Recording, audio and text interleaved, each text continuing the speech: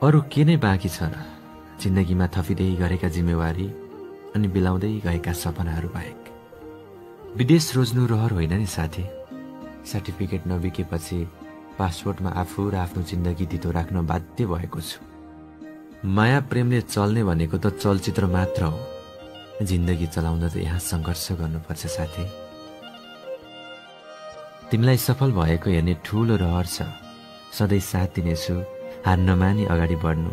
मेरो आयु पनि तिमीलाई नै लागोस् है माया। कस्तो राम्रो लाग्छ है त्यतिखेर जब कसैले भन्छ केही छैन, चिन्ता नगर, म छु नि तिम्रो साथमा।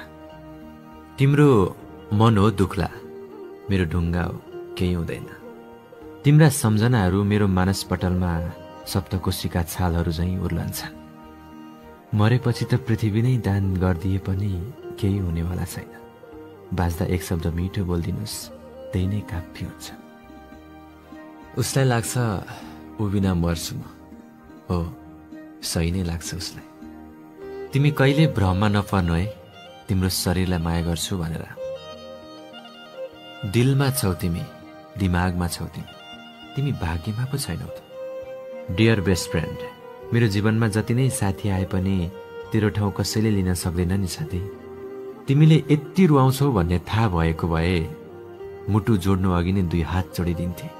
निष्ठुरी, तिमीलाई छोड्न सजिलो त थिएन, तर जरुरी थियो। फेरि पनि जिन्दगी उठ्यो भने ठोकिन सक्ला।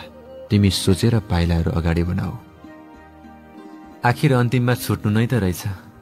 बरु भेटै नभएको भए पनि हुने थियो। आफ्नो प्रेमीको लागि रोएर बस्ने मान्छे आफ्नो भविष्यको लागि कहिले रोएन। उसले त्यहीबाट आफ्नो बर्बादी सुरु गरेको छ।